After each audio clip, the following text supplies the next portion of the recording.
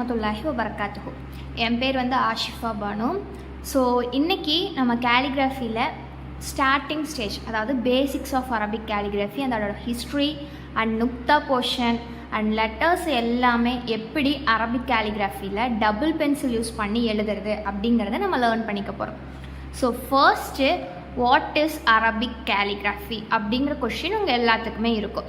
So Arabic calligraphy அப்படின்னா என்ன அப்படின்னா, நத்திங், ஜஸ்ட் நம்ம அரபிக் வேர்ட்ஸ் இருக்கு இல்லையா, அதாவது லெட்டர்ஸ் இருக்கும், வேர்ட்ஸு, சென்டென்ஸு, குரானிக் ஆயட்ஸ், இது எல்லாத்தையுமே அழகான வடிவத்தில் ஒரு லெட்டரோட இன்னொரு லெட்ரு ஜாயின் பண்ணி எழுதுறதுக்கு பேர் தான் அரபிக் கேலிகிராஃபி. ஸோ இது நீங்கள் எல்லா லாங்குவேஜ்லேயும் பார்க்கலாம். English calligraphy, Tamil calligraphy, so இந்த மாதிரி கேலிகிராஃபி அப்படிங்கிறது எல்லா லாங்குவேஜ்லேயும் இருக்குது. பட் அரபிக் கேலிகிராஃபி பொறுத்த வரைக்கும் இட்ஸ் டிஃப்ரெண்ட். அதாவது நிறைய டைப்ஸ் ஆஃப் அரபிக் கேலிகிராஃபி இருக்குது. அண்ட் அரபிக் கேலிகிராஃபி எழுதுறது மூலமாக நீங்கள் என்ன பண்ணலான்னா, ஹலாலான முறையில் நீங்கள் ஏர்ன் பண்ணலாம். அண்ட் உங்களுக்கு நீங்களே நிறைய விஷயத்தை கற்றுக்கலாம். பேசிக்காக முதல்ல என்ன பண்ணலான்னா, உங்களுக்கு நீங்களே நிறைய விஷயத்த கற்றுக்கலாம் மீன்ஸ், நீங்கள் ஒரு வேர்டு எழுதுறீங்க, ஒரு ஆயத்தை எழுதுறீங்க அப்படிங்கும்போது அந்த ஆயத்தை நீங்கள் எழுத உங்களுக்கு மனப்பாடமாகும். அண்ட் அதோட மீனிங்கை நீங்கள் கற்றுக்குவீங்க. அது மூலமாக நீங்கள் என்ன ஆகுவீங்கன்னா, இன்னும் அல்லாஹ் கூட க்ளோஸ் ஆவீங்க. ஒவ்வொரு வேர்டு எழுதும் போதும், ஒவ்வொரு ஆயத்தை எழுதும் போதும் நீங்கள் இன்னும் ஒரு ஸ்டெப் என்ன பண்ணுறீங்கன்னா, க்ளோஸர் ஆகிட்டுருக்கீங்க அல்லாஹ் கூட. And it gives peace. முக்கியமாக உங்களோட மன நிம்மதி தரும். எழுதும்போது உங்களுக்கு ஒரு பீஸ்ஃபுல்லான திங்கிங் தரும். இன்னும் நிறைய பெனிஃபிட்ஸ் இருக்குது இந்த அரபிக் கேலிகிராஃபி பொறுத்த வரைக்கும். ஸோ இந்த அரபிக் கேலிகிராஃபி பற்றி தான் நம்ம இன்றைக்கி லேர்ன் பண்ணிக்க போகிறோம். ஸோ இந்த அரபிக் கேலிகிராஃபி பற்றி நீங்கள் என்னென்ன லேர்ன் பண்ணிக்க போகிறீங்க அப்படிங்கிறது வாங்க நம்ம கிளாஸ்குள்ளே போய் கற்றுக்கலாம். So first of all, Arabic கேலிகிராஃபியுடைய ஹிஸ்ட்ரி தெரிஞ்சிருக்கணும். ஹிஸ்ட்ரி தெரிஞ்சால் மட்டும்தான் நீங்கள் நெக்ஸ்ட்டு ஸ்டெப்பு நல்லா லேர்ன் பண்ணி மற்றவங்களுக்கு டீச்சிங் பண்ணுறீங்க அப்படிங்கும்போது உங்களுக்கு சொல்லித்தர முடியும். அது மட்டும் இல்லாமல் அரபிக் கேலிகிராஃபி தெரிஞ்சுக்கணும் அப்படின்னா, முதல்ல யார் அரபிக் கேலிகிராஃபி கற்றுக்கிட்டா, எப்படி எழுதுனாங்க, எப்படி ஆரம்பிச்சுது அப்படிங்கிற ஹிஸ்ட்ரி உங்களுக்கு தெரிஞ்சுக்கணும். ஸோ ஃபர்ஸ்ட்டு அரபிக் கேலிகிராஃபியோட ஹிஸ்ட்ரி என்ன அப்படின்னு பார்த்தீங்கன்னா, first, who is the father of Arabic calligraphy? Who is the father of Arabic calligraphy?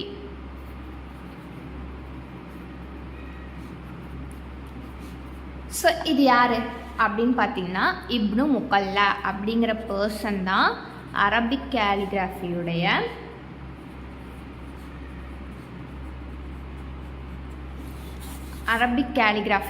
Father. So இவங்க தான் முதல்ல அரபிக் கேலிகிராஃபியை அழகான வடிவத்தில் எழுத ஆரம்பித்தாங்க. ஸோ இவங்க தான் அரபிக் கேலிகிராஃபியுடைய ஃபாதர் அப்படின்னு சொல்கிறாங்க. ஓகேவா? ஸோ இவங்க எங்கே பிறந்தாங்க, எப்போ பிறந்தாங்க அப்படின்னு பார்த்தோம்னா, இவங்க 886 886 அப்படிங்கிற இயரில் பிறந்திருக்காங்க. ஸோ இவங்க பாக்தாத்தில், இப்போ இருக்க ஈராக்கில் பிறந்திருக்காங்க. ஓகேவா? 1886 பாக்தாத், அதாவது ஈராக்கில் இருக்க பாக்தாத் அப்படிங்கிற ஒரு பிளேஸில் இவங்க பிறந்திருக்காங்க. இவங்க என்ன பண்ணியிருக்காங்கன்னா, அரபிக் கேலிகிராஃபி, அதாவது குரான் அதுக்கு முன்னாடி வரைக்கும் உங்களுக்கு எப்படி இருக்கும் அப்படின்னு தெரியும். குரானோட ஹிஸ்ட்ரி எல்லாம் உங்களுக்கு தெரியும்.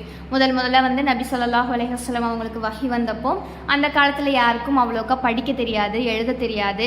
ஸோ அதனால் அவங்க என்ன பண்ணாங்கன்னா, பேப்பர், பென் எதுவுமே கிடையாது. ஸோ அப்போ அவங்க என்ன பண்ணாங்க, செவுத்தில், இலையில, அந்த மாதிரி கல்லில், இந்த மாதிரி எல்லாம் இருக்கிற இடத்துல தான் அவங்க வஹி வந்த குரான் ஆயத்தை எழுதி வச்சாங்க. அப்புறம் ஆஃப்டர் நபி ஸல்லல்லாஹு அலைஹி வஸல்லம் அவங்க மவுத்தான பின்ன அபூபக்கர் ரலியல்லாஹு அன்ஹு வந்தாங்க. ஸோ அவங்க எல்லாம் என்ன மீன் பண்ணாங்கன்னா, அந்த ஆயத்தை எல்லாத்தையும் சேர்த்து ஒரே குரானாக தொகுக்கணும், ஒரே புக்காக நம்ம க்ரியேட் பண்ணணும் அப்படிங்கிற ஐடியா கொண்டு அதையே முதல்ல ஒரு குரானாக கொண்டு வந்தாங்க. ஸோ அப்போ அந்த காலத்தில் உங்களுக்கு பார்த்தீங்கன்னா, இப்போ உங்களோட பேரண்ட்ஸ், அவங்களோட பேரண்ட்ஸ் எல்லாம் பார்த்தீங்கன்னா ஹேண்ட் ரைட்டிங் அந்த அளவுக்கு நீட்டாக இருக்காது இல்லையா? நம்ம எழுதுகிற அழகான ஹேண்ட் ரைட்டிங் மாதிரி உங்களோட பேரண்ட்ஸ், கிராண்ட் பேரண்ட்ஸ் அப்படிங்கிறவங்க அவங்க அழகாக எழுத மாட்டாங்க. ஏன் அப்படின்னா அவங்களுக்கு அவ்வளோக்கா படிக்க தெரியாது, எழுத தெரியாது. ஸோ அதே மாதிரி தான் அந்த காலத்தில் எழுதினவங்களும் அவங்களுக்கு தெரிஞ்ச ஹேண்ட் ரைட்டிங்கில் எழுதியிருக்காங்க. ஸோ அது எழுதி அதை பல புத்தகமாக வெளியிட்டு குரானை வந்து நிறைய பிளேஸ்க்கு வந்து அனுப்பியிருக்காங்க. அது எல்லாமே உங்களுக்கு தெரியும். ஸோ அந்த மாதிரி கலிஃபாக்கள் வந்தாங்க, அரசர்கள் லைனாக அவங்களோட அரசர்கள் எல்லாம் 1 by 1 வந்தாங்க, குரான் எல்லாத்துக்கும் ஸ்ப்ரெட் பண்ணாங்க. ஸோ அப்போது அப்பாசியர்களோட ஆட்சி காலம், அப்பாசித், ஓகே, அவங்களோட பீரியட் ஆஃப் டைமில் தான் இவங்க பிறந்திருக்காங்க. ஓகேவா? அப்போ தான் வந்து இவங்க பிறந்திருக்காங்க. இப்னு முகல்லா அப்படிங்கிறவங்க அப்பாசியர்களோட ஆட்சி காலத்தில் தான் பிறந்திருக்காங்க, அப்போ தான் இருந்திருக்காங்க. ஸோ அவங்க என்ன மீன் பண்ணாங்கன்னா, இதில் இருக்க ஹேண்ட் ரைட்டிங் மற்றவங்களுக்கு சரியாக புரியலை. ஸோ அப்படி இருக்கும்போது நம்ம அதையே அழகான வடிவத்தில் எழுதி மற்றவங்களுக்கு புரிகிற மாதிரி கொடுக்கணும். ஓகேவா? எல்லாரும் ஈஸியாக தெளிவாக புரிஞ்சுக்கிற மாதிரி நம்ம எழுதி கொடுக்கணும் அப்படிங்கிறக்காக முதல்ல அரபிக் கேலிகிராஃபி அப்படிங்கிறத இன்ட்ரடியூஸ் பண்ணியிருக்காங்க. அரபிக் கேலிகிராஃபியை அழகாக தொகுத்து எழுதியிருக்காங்க.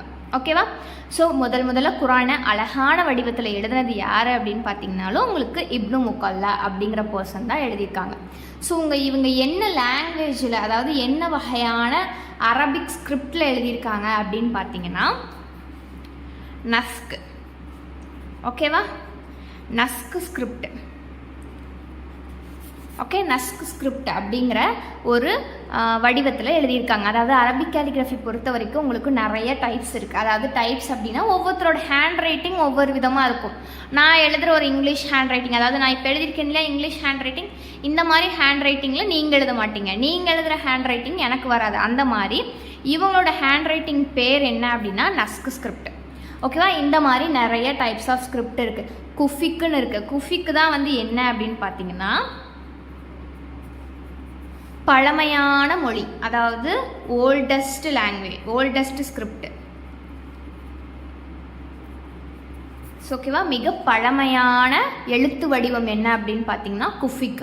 ஓகே, நஸ்கு வடிவத்தில் நீங்கள் வந்து இப்னு முகல்லா அப்படிங்கிற பர்சன் எழுதியிருக்காங்க. ஸோ இந்த மாதிரி நிறைய டைப் ஆஃப் ஸ்கிரிப்ட்ஸ் இருக்குது. ரெக்கா அப்படிங்கிறது இருக்குது, துளுத் இருக்குது. நம்ம இப்போ வந்து நம்ம துளுத் பற்றி தான் லாங்குவேஜ் கற்றுக்க போகிறோம். அந்த ஸ்கிரிப்ட் பற்றி தான் நம்ம வந்து இன்றைக்கி நம்ம லேர்ன் பண்ணிக்க போகிறோம். ஸோ இந்த மாதிரி நிறைய ஸ்கிரிப்ட்ஸ் இருக்குது. ஸோ அதில் இப்னு முகல்லா அப்படிங்கிறவங்க நஸ்கு ஸ்கிரிப்ட் மூலமாக 886th இயரில் ஈராக்கில் இருக்க பாக்தாத்தில் பிறக்கிறாங்க. அப்போ யாருடைய ஆட்சி காலம் நடந்துட்டுருக்கு அப்படின்னு பார்த்தீங்கன்னா அப்பாசியர்களோட ஆட்சி காலம். அப்போது அவங்க வந்து குரானை அழகான முறையில் எல்லாத்துக்கும் சொல்லணும், அவங்க வந்து படிக்கிறதுக்கு எளிமையாக இருக்கணும் அப்படிங்கிறதுக்காக கொண்டு வந்தது தான் அரபிக் கேலிகிராஃபி. ஸோ அவங்கள தான் நம்ம என்னன்னு சொல்லுவோம் அப்படின்னா ஃபாதர் ஆஃப் அரபிக் கேலிகிராஃபி அப்படின்னு சொல்லுவோம். இதுதான் அரபிக் கேலிகிராஃபியோட ஹிஸ்ட்ரி. இவருக்கு அப்புறம் இன்னும் நிறையா பேர் வந்தாங்க, நிறையா எழுத்து வடிவம் வந்துச்சு. ஒவ்வொருத்தரும் ஒவ்வொரு டைப் ஆஃப் ஹேண்ட் ரைட்டிங்கில் எழுதுனாங்க, ஒவ்வொரு types of rules and regulations எல்லாம் போட்டாங்க. இப்படி தான் எழுதணும், இப்படி எழுதணும், இதுக்கு வந்து இந்த மெத்தட் இருக்குது அப்படிங்கிற நிறைய ரூல்ஸ் அண்ட் ரெகுலேஷன்ஸ் போட்டாங்க. ஸோ இன்றைக்கி நம்ம என்ன கேலிகிராஃபி லேர்ன் பண்ணிக்க போகிறோம் அப்படின்னா மோஸ்ட் பியூட்டிஃபுல் அரபிக் ஸ்கிரிப்ட் அப்படின்னு சொல்லக்கூடிய துளுத்.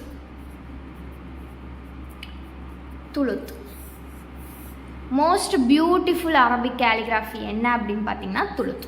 ஓகேவா? மோஸ்ட் ஈஸியஸ்ட்டு கூட அண்ட் ஈஸியாக படிக்கிறதுக்கு கூட நம்ம இந்த துளுத் தான். துளுத்தை இருந்து நீங்கள் எழுதுனீங்க அப்படின்னா மற்றவங்களுக்கு வந்து ஈஸியாக படிக்கவும் முடியும், அதை பார்த்து படிச்சுக்கவும் முடியும்.